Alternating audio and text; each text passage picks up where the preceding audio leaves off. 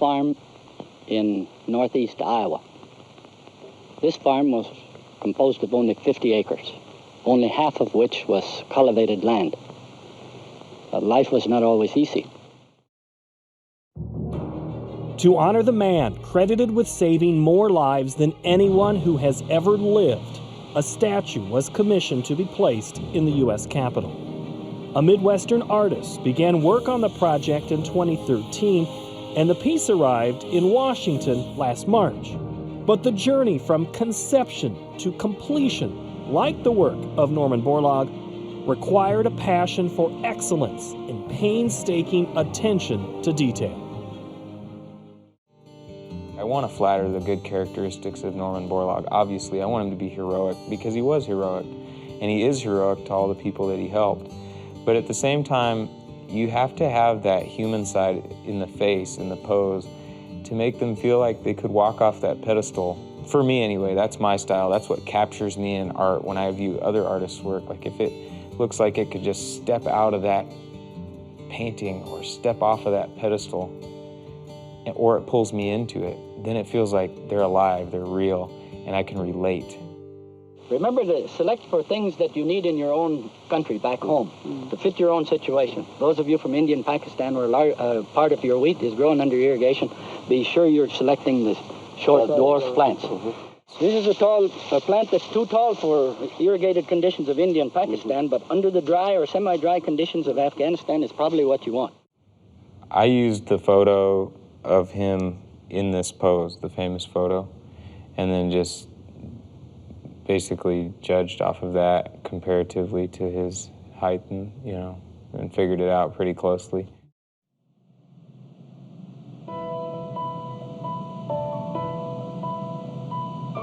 This whole bronze process, which took about 4 months now, 3 or 4 months. And so in that process, like I said, goes through all these steps and all these hands and artisans that are experts in their field. And then when they finish out the piece and you get it exactly how you want it, then it has to be taken to the site and based as well. So it's a lot of process involved. And I think most people don't realize what goes into just creating one single statue.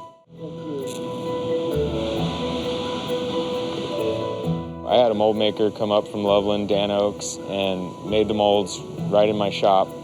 Then we loaded up the molds, crated them up, and shipped the crates to the foundry here in Berkeley, where they poured the waxes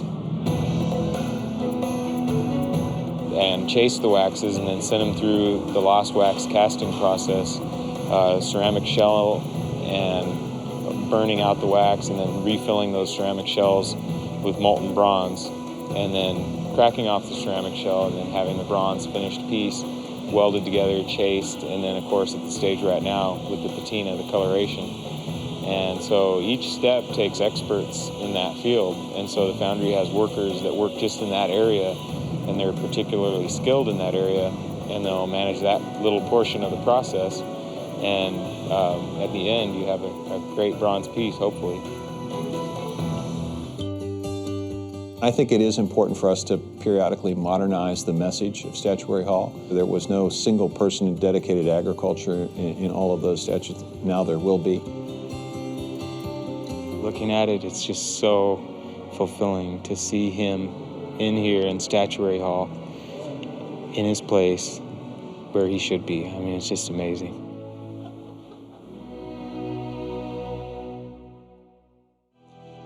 And I am not one to sit idly by and see man breed himself into a corner by increasing his numbers faster than food production is being increased.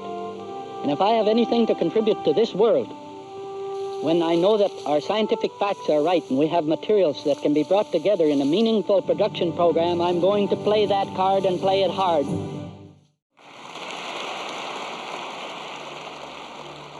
But I think if Norm were here today, he would want someone else to be acknowledged as well.